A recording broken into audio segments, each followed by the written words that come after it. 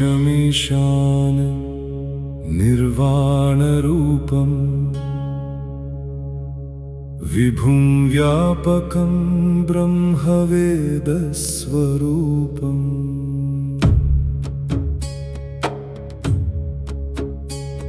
निजं निर्गुणं निर्विकल्पं निरीहम् चिदाकाशमाकाशवासं भजेऽहम् निराकारमोकारमूलं तुरीयम् गिराज्ञानगोतीतमीशं गिरीशम् करालं महाकालकालं कृपालम् गुणागार संसार पारं नतोऽहम्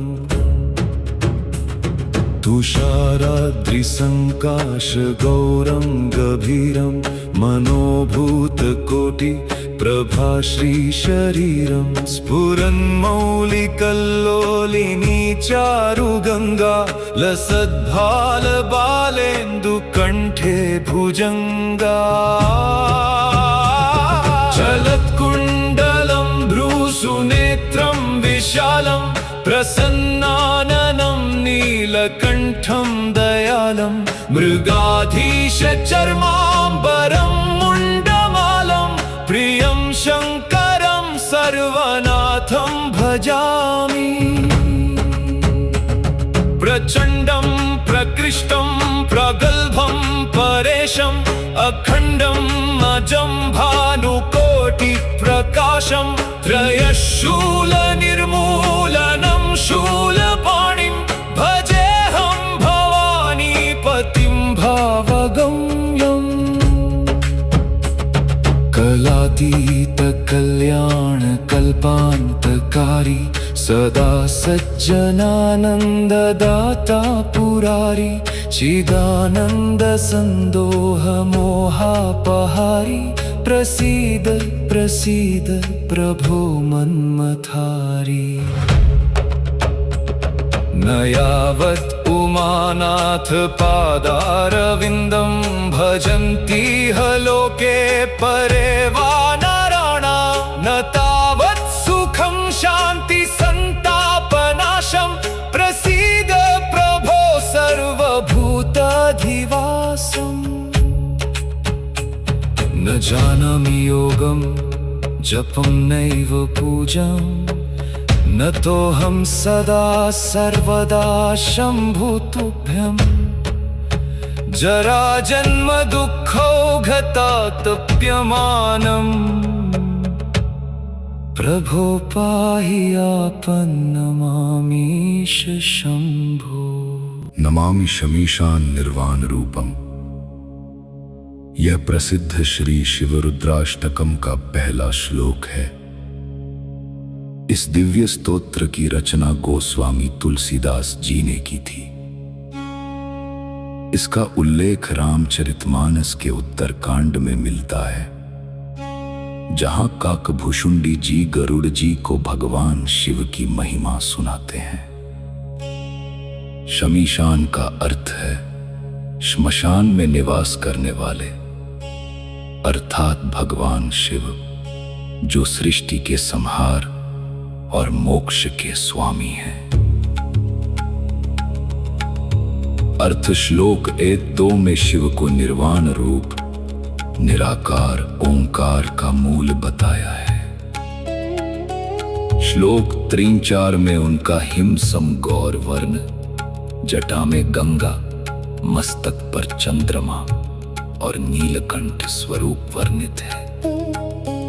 श्लोक 5-6 में उन्हें प्रचंड, कोटि सूर्य समान, त्रिशूलधारी और काल से परे बताया है। श्लोक 7-8 में भक्त कहता है, उमापति के चरणों बिना शांति नहीं, मुझे योग जप नहीं आता, हे शंभु रक्षा करो। इस भजन का महत्व। इस भजन में भगवान शिव के निराकार, निर्विकार और अनंत स्वरूप की वंदना की गई है। वे ही ब्रह्म हैं, वे ही वेदों के सार हैं, वे निर्गुण हैं, सभी विकल्पों से परे हैं और चिदाकाश में निवास करते हैं। इस स्तोत्र का पाठ करने से मनुष्य जन्म मृत्यु के बंधन से मुक्त होकर मोक्ष को प्राप्त करता है। स्नान करके स्वच्छ वस्त्र धारण करें, शिवलिंग के सामने घी का दीपक जलाएं। रुद्राक्ष की माला से स्तोत्र का जाप करें। जाप के समय मन को शांत रखकर शिव के स्वरूप का ध्यान करें। सावन के महीने में इसका पाठ अत्यंत फलदायी माना जाता है। रोजाना एक बार भी इसका श्रवण करने से लाभ मिलता है। उच्चारण शुद्ध होना बहुत आवश्यक है। ओम नमः शिवाय, ओम नमः शिवाय। Har Har Mahadev.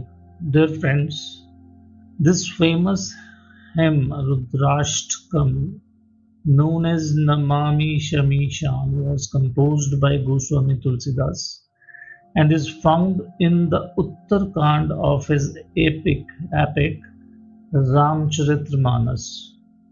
It is said that Lord Rama himself recited it before the battle with Ravana to invoke Lord Shiva. Let's talk about the brief meaning of Namami Shamisham verse by verse. Let's talk about verse 1. The verse 1 salutes Shiva as the form of Nirvana. In verse 2, it describes him as formless, the root of Omkar, beyond speech, the compassionate Mahakal. Verse 3 depicts his form white as snow,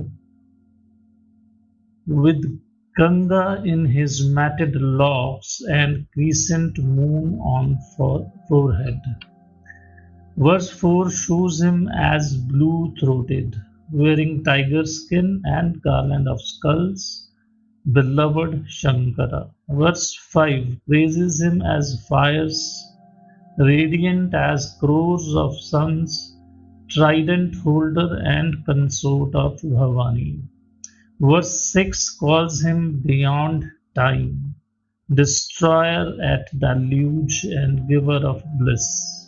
Verse 7 says, without worshipping Umanath's lotus feet, there is no peace.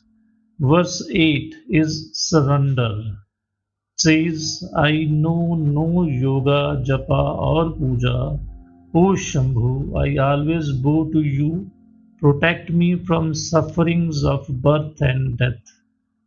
Its overall meaning can be given as, I bow to Lord Shiva who dwells in the cremation ground, who is the embodiment of liberation, who is pure, peaceful and the source of supreme bliss.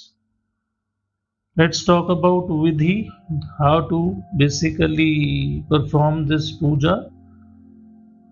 Chant 108 times. It can be any number.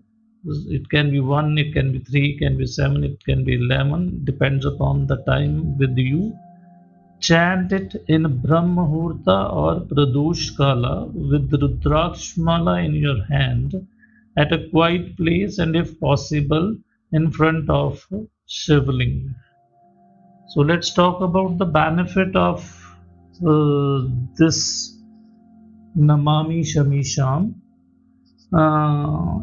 It says that it removes fears, it lessens or removes your sins and negativity, and it helps in getting a person moksha, free from the cycle of birth and death.